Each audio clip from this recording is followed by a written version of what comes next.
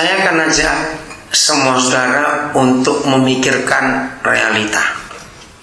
Hidup kita kalau selalu diawang-awang, kalau dikata diawang-awang, hidup yang penuh dengan impian. Mimpi itu harus, karena mimpi itu membuat kita punya dorongan. Saya sejak kecil saya tuh punya impian main piano. Padahal kami tinggal di desa, listrik aja nggak ada, gitar pun nggak semua orang punya. Tapi saya nggak tahu, sampai sekarang tuh saya tanya, kok bisa saya punya ide piano? Kami di gereja yang nggak ada piano juga.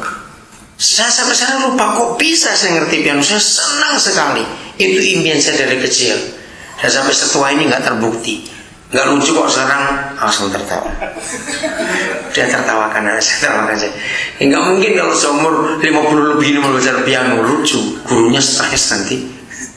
Tapi saya punya impian itu. Saya dulu, kami keluarga sangat miskin. Untuk makan aja susah. Saya masih ingat suatu hari, saya nggak tahu dapat uang dari mana. Tiba-tiba mama saya itu bisa beli ayam.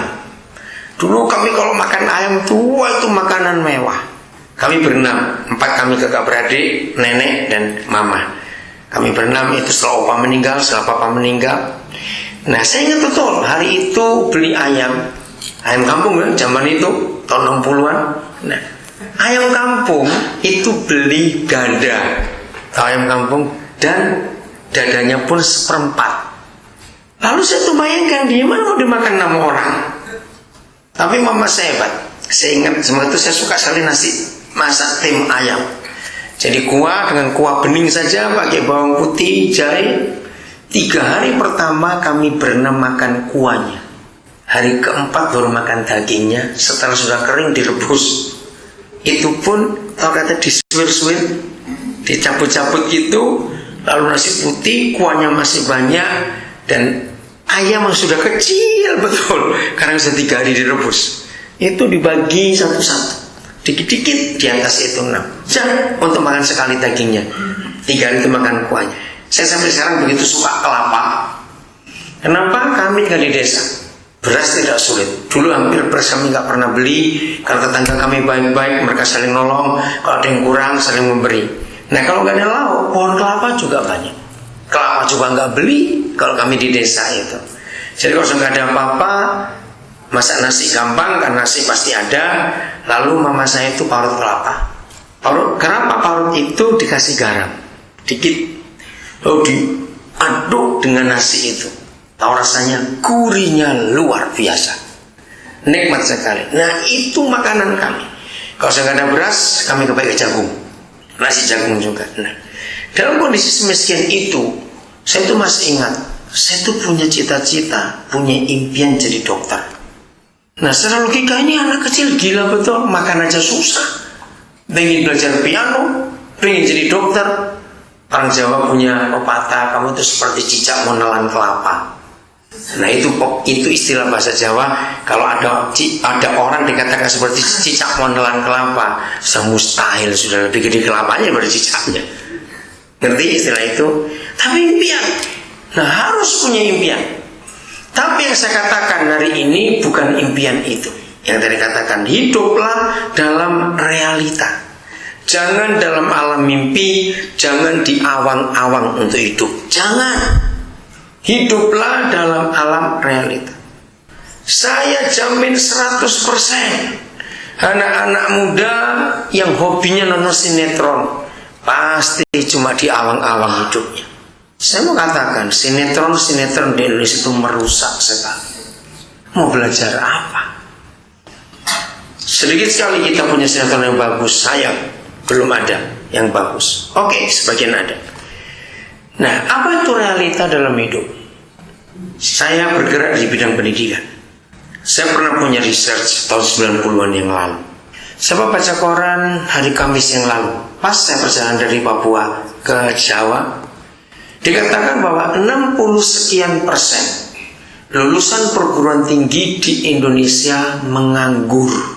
Bayangkan, 60% menakutkan sekali.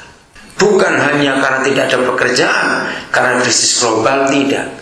Tapi saya tahu penyebabnya, sebab hampir 90% sarjana atau S1 di Indonesia ini tidak bidang yang dia minati. Kok bisa? Saya pernah buat research tahun 90-an yang lalu. Hampir 90% mahasiswa Indonesia yang memilih yang ada di satu jurusan atau fakultas. Dalam research kami waktu itu datanya begini. Mengapa Anda mengambil jurusan ini? Hampir 90% jawabnya karena yang diterima cuma ini. Nggak ngerti maksudnya? Nggak diterima di tempat fakultas lain, cuma fakultas ini. Nah, bayangkan kalau sampai S1 lulus, hatinya tidak di disiplin ilmu yang dimana dia sudah punya gelar S1. Karena sistem pendidikan di negara ini, bahkan seringkali orang-orang tua kita nggak mendorong kita dari kecil. Maka itu besok kalau kalian menikah dan punya anak, siapkan anak-anak untuk dari kecil sudah punya impian untuk jadi apa. Kita di Indonesia tadi di mobil, Edi dengar, Nina dengar, Natal dengar. Saya ngomong pada seseorang, karena ada seorang guru dari Semarang yang telepon mengalami kesulitan menghadapi anak-anak yang kelas 2 SD, nakalnya luar biasa. Lalu saya ceritakan penyebab utamanya pasti di rumah yang buat salah itu. Nah, jadi anak-anak itu sangat terpengaruh oleh orang tuanya. Dorong anak-anak dari kecil untuk bisa mimpi. Menanya anak-anak dengan masa kecil, kamu cita-cita jadi apa? Tunjukkan dulu profesi-profesi yang masing-masing. Saya setuju ada Kidsania. Di mana Serpong ya? Kidsania di mana? Oh, Pacific Place. Oke. Nah, itu bagus. Kenapa? Supaya anak-anak diajar. Di situ mereka bisa punya cita-cita. Bagus sekali itu. Dorong janji itu. Nah, jadi hampir 90% sarjana di Indonesia tidak akan menekuni disiplin ilmu yang dia ambil karena hatinya nggak di situ. Hanya sekedar supaya lulus S1 tapi nggak tahu mau kemana. Nah, 80%, hampir 70% kenapa masuk ke jurusan itu? Jawabannya yang paling menyedihkan adalah karena pacar saya di situ. Nah, ini yang celaka sekali. Dan biasanya mahasiswa ngambil S1 yang kuliah hanya karena pacarnya. Nanti kalau semester 4 putus, pasti dia nggak akan mau di situ lagi. Buang 4 semester, buang umurnya, buang uangnya, harus pindah cari fakultas lain, mulai di semester 1 lagi.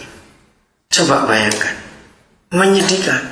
Sudah begitu, pemerintah kita adalah pemerintah yang tidak menunjang research. RRC itu bisa begitu maju. RRC. Siapa orang Bandung di sini? Ada orang Bandung? Kasihan ada orang Bandung di sini. Ada orang Bandung di sini? Oke. Sampai tahun 90-an awal, itu orang-orang Bandung sampai ke daerah Padalarang kaya, jual tekstil. RRC pembeli yang terbesar.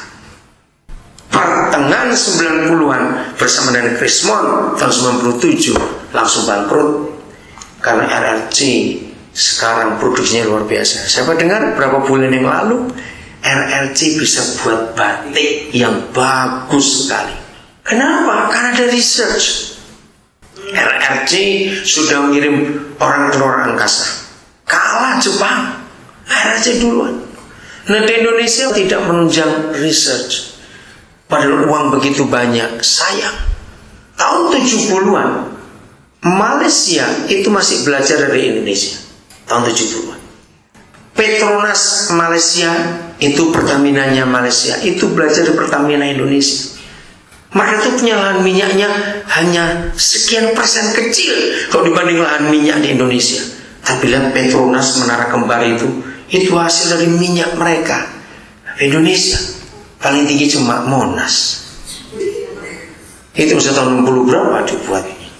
Nah, karena bangsa kita tidak hidup dalam alam realita, maunya mimpi. Maka itu kenapa Indonesian Idol laris. Ini fenomena di negara kita. Karena kalau anak-anak muda di negara nggak bisa bersaing di dalam hal intelektual atau sains, ya udahlah, modal tampang dan modal suara lumayan kalau menang. Saudara, ini berbahaya.